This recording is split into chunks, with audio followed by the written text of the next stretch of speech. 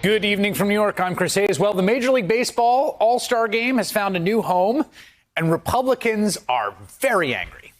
MLB announcing it is moving the game from Atlanta to Denver in response to Georgia Republicans passing and then signing into law the new restrictive voter access law. Republicans promptly responded to that announcement with the extended performative whining that has become a central hallmark of modern conservative politics. Do you believe Major League Baseball will live to regret this decision? Yeah, I think they will. I mean, it's almost comical. The people here and all over the country have figured this out. They are outraged and they are sick and tired of the cancel culture. That was Georgia Republican Governor Brian Kemp, who has been pushing the lie that Georgia's voter suppression law is actually designed to make it easier to vote, and that everyone who says otherwise, including Major League Baseball or Delta Airlines and Coca-Cola, is trying to cancel Georgia, I guess. You know, the Republican Party, as we've said before, is radicalizing against democracy. It's happening in front of our eyes. They lost an election that had the highest turnout in recent memory. And now they have set themselves to doing just about anything and everything they can to make it harder to vote in the hopes, possibly misguided, that it will then help them win. And this isn't happening in some back room, right? We've all watched it. We watched them propagate the toxic big lie the election was rigged, leading to the violent insurrection that killed a police officer. That lie was itself built on decades of lies from the right about the prevalence of voter fraud. And now Republicans in state after state are using all of that to change the rules of voting. And they are feeling the backlash because their power grab is so transparent. And having been caught in the act, they are attempting this Trumpian gaslighting to lie about us about what they are doing. Well, we know what they are doing. They know what they're doing, too. Now, it's true. The actual particulars of the Georgia bill are not necessarily determinative of outcomes, right? I mean, they do not guarantee that Republicans will win future elections or even that turnout will go down. There's all sorts of dynamics involved. But it is also true this is a state run by Republicans who, having lost the 2020 election, are trying to make it harder to vote for constituencies they view as leaning Democratic. And after they faced a backlash for what they are so obviously doing, then we got this histrionic response from right-wingers who see persecution everywhere. National Republicans calling for boycotts of baseball and their corporate critics. House Republicans in Georgia voting to repeal a tax break for Delta for slamming the law. A game show host turned former president now at Mar-a-Lago calling for a boycott of Coca-Cola and other companies. Of course, when he took a photo with Stephen Miller this weekend, you could see he tried to hide his own Diet Coke behind the desk. See it there behind the phone? It's going to be a tough boycott to pull off, I think. And now the new audacious Trumpian lie from Republicans. They've been trotting this out all day today.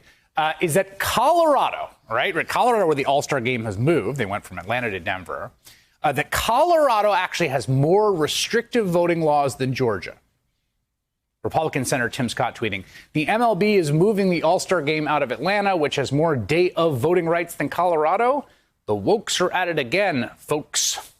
The wokes, the canceling wokes, they are everywhere.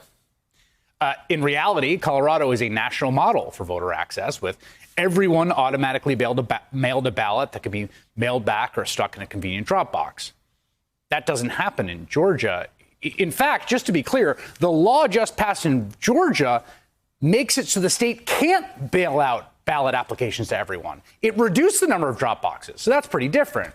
There's also same-day voter registration in Colorado, unlike in Georgia. Far less strict voter ID laws, early in-person voting, if you prefer that. There is a reason the state of Colorado ranked number 2 in turnout in 2020, and it is not because they make voting hard.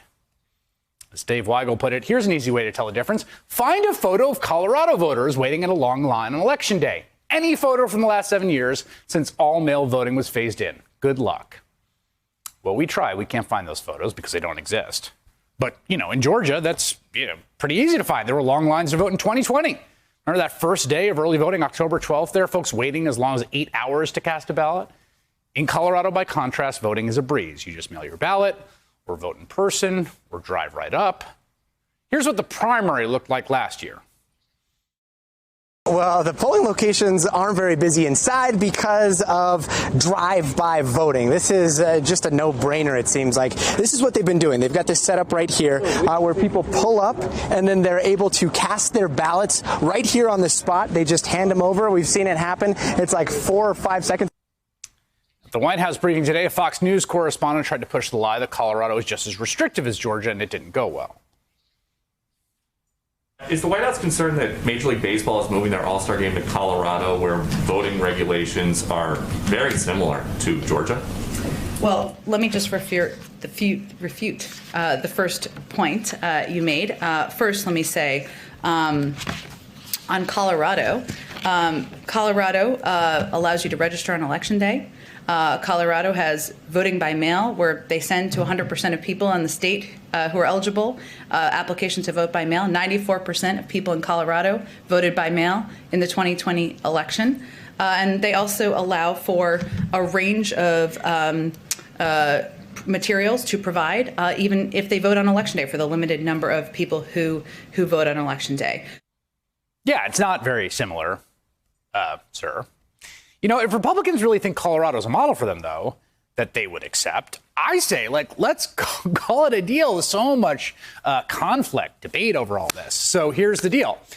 Every state passes Colorado's ballot access laws with bipartisan support, or even better, we federalize it, right?